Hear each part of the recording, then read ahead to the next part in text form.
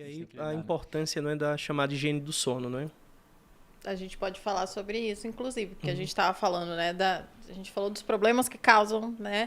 A gente falou que dormir de 7 a 8 horas é o ideal, dormir muito é ruim.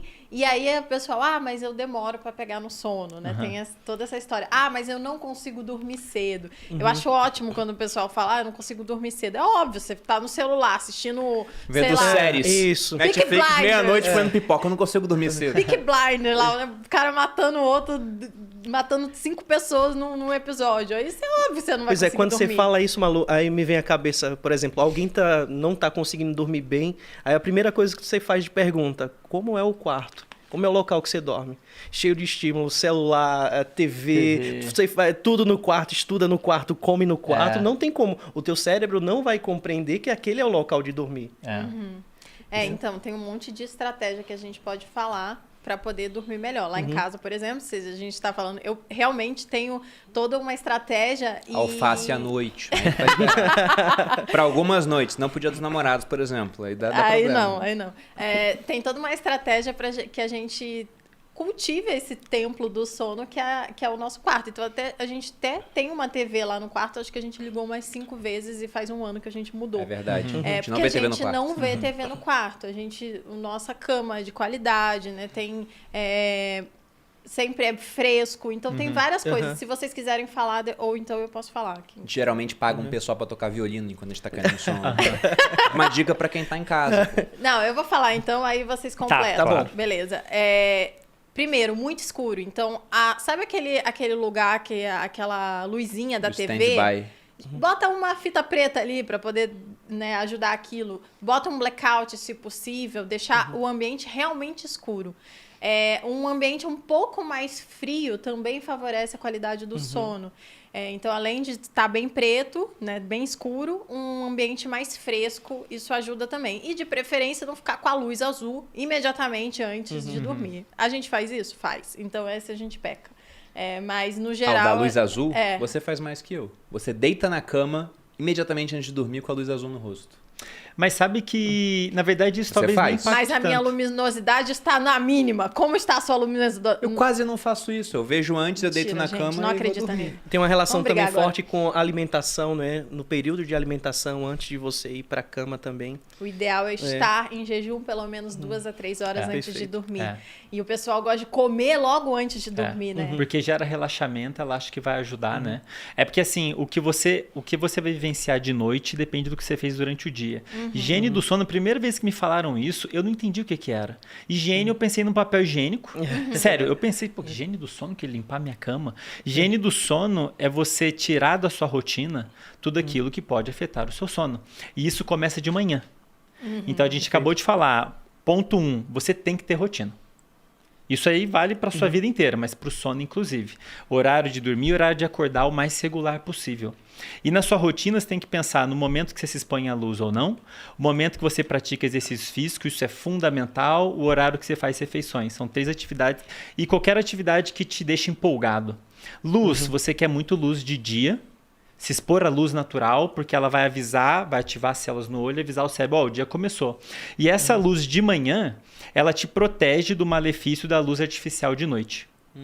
Então, por Sim. isso que a gente ajuda. Então, assim, pra você gente. se expor bastante à luz de manhã, meio que seu cérebro, o dia começou agora, ele vai conseguir saber melhor, o reloginho começou, é como se você ligasse o cronômetro. Liga o cronômetro. Aí ele vai saber, o dia deve estar acabando agora. Mesmo tendo luz artificial, ele fala, não, é mais ou menos agora que vai acabar. Então, luz natural em especial, porque ela é mais forte, né? Exercício físico, de preferência no mesmo horário. Pensando no sono, talvez o ideal seja de manhã mesmo, no mesmo horário. Porque o exercício físico ele aumenta a temperatura do corpo, o que é ótimo para sinalizar para o cérebro também, o dia começou. Atividade. Isso, atividade. E além disso, uma coisa legal, quando a gente pratica exercício físico, o músculo produz sinais químicos que vão lá no cérebro e modulam a atividade do seu sono. A qualidade do seu sono melhora. Especialmente o tal sono profundo que tanta gente tem dificuldade para ter. Me perguntam pra caramba, o que eu tenho que fazer para melhorar sono profundo? Exercício físico é uma delas, né? Então, exercício físico regular, mais ou menos no mesmo horário. Refeição, a mesma coisa. Outra forma de se avisar para o cérebro, mais ou menos, que horas são. Como a Malu falou, o ideal é você evitar refeição 2 horas antes do horário de dormir, assim como atividade física. Então, Porque refeição liga, né? Vai ligar o seu trato gastrointestinal, puxa o sangue para cá e o seu cérebro precisa desse sangue para ser lavado, como a gente comentou. Então, se o seu corpo tiver que digerir alimento e ainda fazer a lavagem do cérebro, não vai dar certo. Um sono pós-feijoada não é da melhor qualidade. De jeito nenhum. Além disso, falando sobre a produção do GH que eu falei, ele é oposto à produção da insulina. Então, se tiver insulina baixa, não tem GH. Então, se você acabou de comer, não tem como você produzir GH durante o sono. E é muito importante frisar que porque o pessoal falou de higiene do sono, todo mundo lembra só esse do ambiente do quarto, né? Então, como o professor Andrei falou, essa higiene do sono, ela vai do ambiente fora do quarto, né, da tua rotina até esse espaço que de fato você dorme. Então, é muito importante frisar isso também. Olha, sobre essa questão agora de substâncias, porque o mercado financeiro funciona à base de café. Então, como é que se dá essa questão da cafeína, mas não só cafeína? A gente descobriu há relativamente pouco tempo que uma coisa que é até óbvia, né? Óbvio. Que o melhor horário para você suplementar a vitamina D é durante o dia. Poxa, imagina você tomar vitamina D à noite, teu corpo vê vitamina D chegando, deve ter luz. E não tem a luz do sol. Então, como é que funciona esse uso dessas substâncias estimulantes? Até que faixa de horário é interessante? Por exemplo, o café, ele possui uma substância, né, que vai antagonizar, ou seja, ele vai competir, porque à medida que nós estamos aqui durante o dia, a gente está gastando energia. Esse gasto de energia produz uma substância que é chamada de adenosina. E essa adenosina, à medida que nós vamos chegando à noite, nós chegamos com um débito dela. Tem muita adenosina ali, e essa adenosina ela vai inibir uma série de estruturas que nos conduzem ao sono. E qual é o mecanismo do café e das outras substâncias, né, que nos ajudam a manter acordado? Ela vai inibir, quando a adenosina chega nesse conjunto de neurônios, né, para inibi-los e induzir a gente ao sono, o início do sono, aprofundamento do sono, você tem lá as substâncias presentes no café, não é, que inibiram essas estruturas. Então você passa muito mais tempo acordado, né, justamente por conta que a adenosina ela não consegue agir nas estruturas para nos conduzir ao sono. Não sei se tem uma maneira mais convidativa para explicar isso. Acho que o grande problema da cafeína, que é o psicoestimulante mais usado do mundo, né? Eu tomo café, você toma um café. O problema é que ela demora para o corpo se livrar dela. Em torno de 5 horas para ele se livrar de metade da cafeína. Então, chegou 3 da tarde, você tomou uma caneca, deve ter uns 100 miligramas. Quando der 8 da noite, próximo do horário de dormir, talvez, você ainda tem 50 miligramas de um estimulante.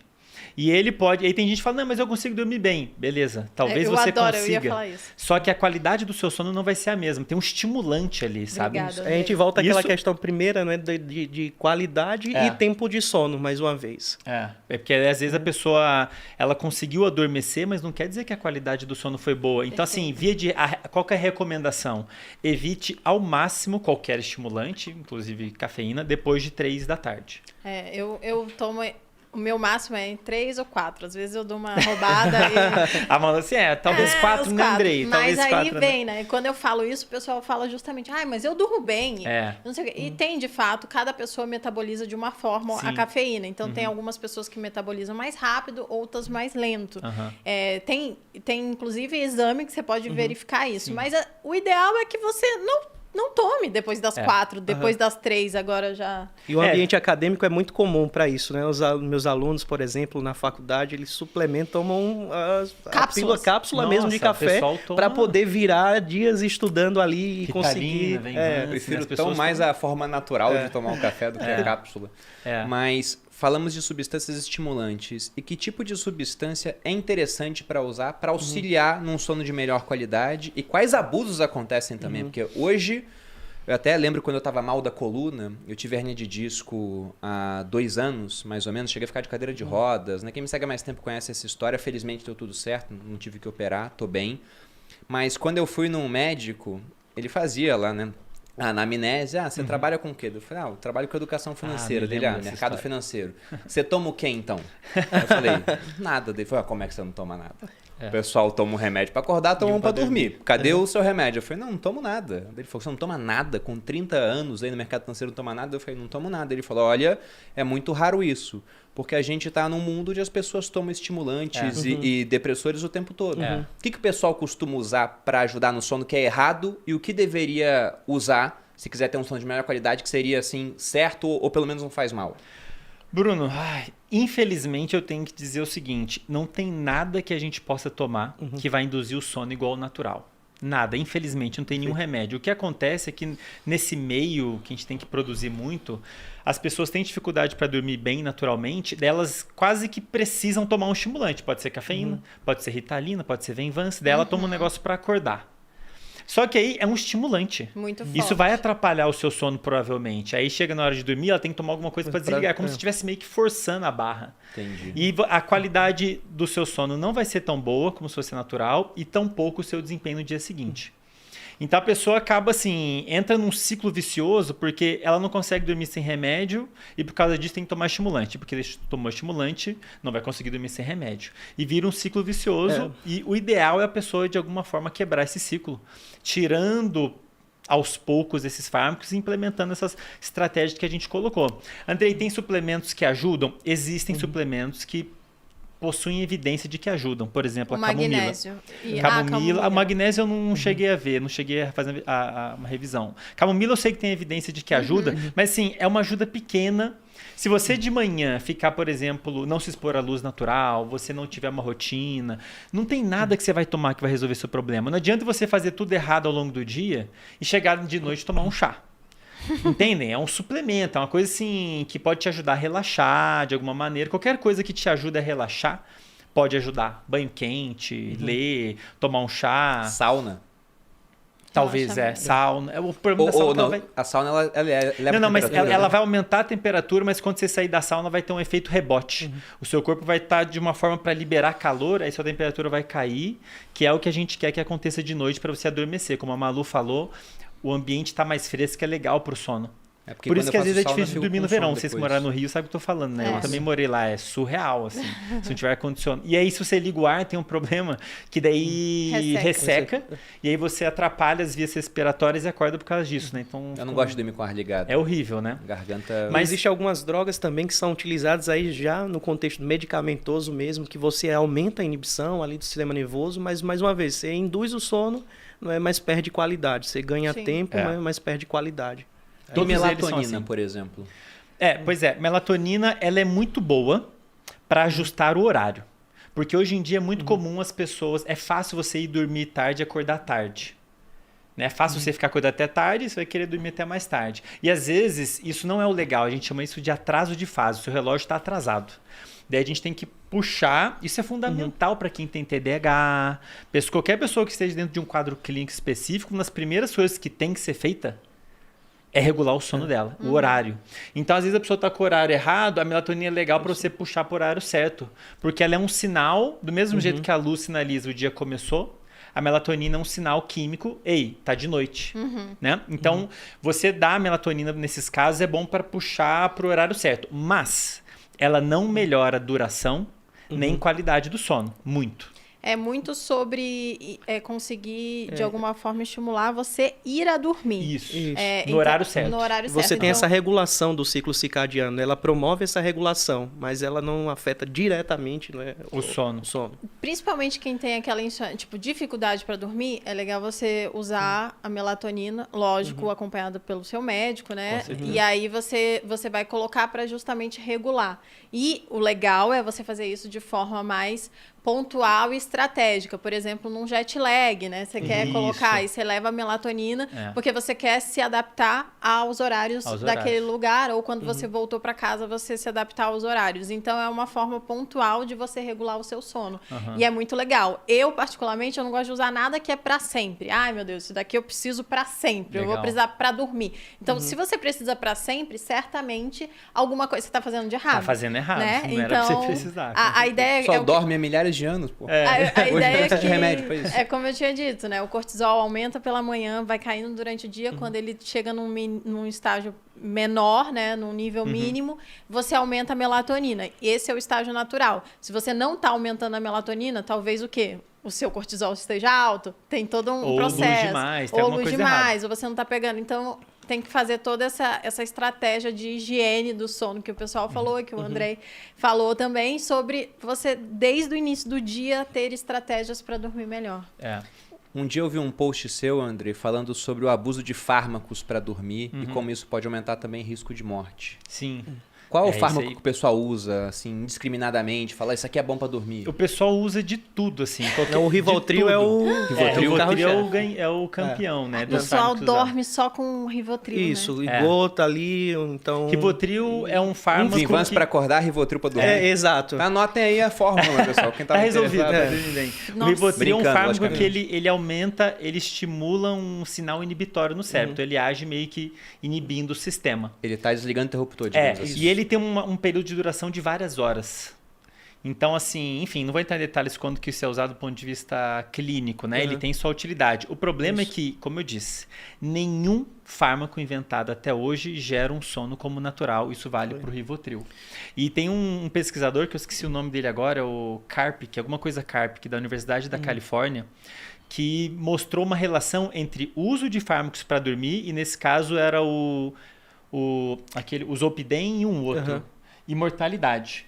E ele viu que quem usa fármaco para dormir, mesmo que um pouquinho, aumenta as chances de mortalidade em mais de 3 vezes.